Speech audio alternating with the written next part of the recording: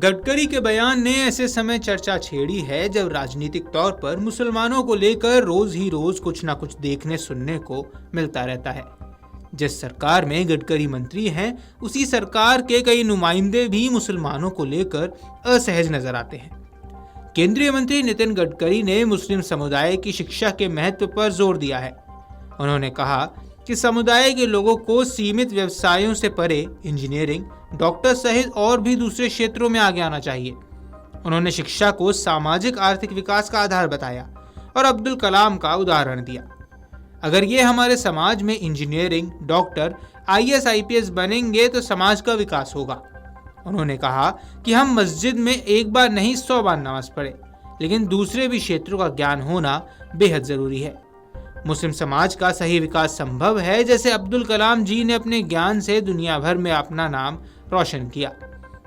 उन्होंने कहा कि कोई भी शख्स अपनी जाति, भाषा, पंथ से बड़ा नहीं होता है, बल्कि वो अपने गुणों से बड़ा माना जाता है। इसलिए हम जाति, धर्म और पंथ के आधार पर मैं बंटवारा नहीं करता हूँ। मैं राजनीति में हूँ, यहाँ पर बहुत बातें चलती हैं।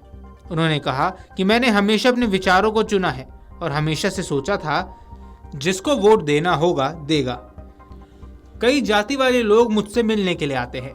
मैंने उन सबको मिलकर 50,000 लोगों में कह दिया कि जो करेगा जाति की बात, उसको कसकर मारूंगा लात।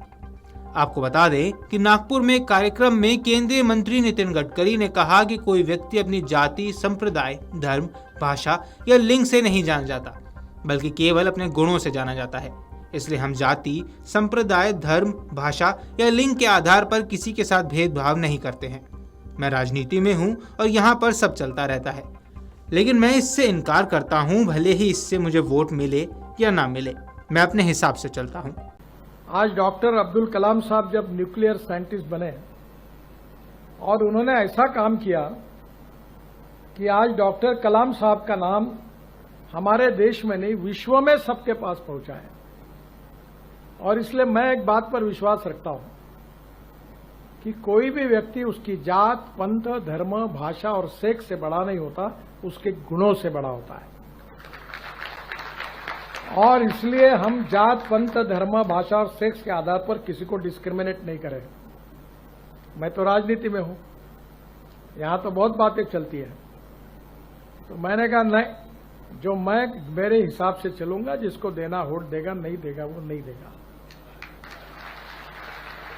बहुत जाति वाले लोग मुझे मिलने के लिए आते हैं, तो मैंने उनको सबको मिलकर 50,000 लोगों में कह दिया, जो करेगा जात की बात उसको कस के मारूंगा लात।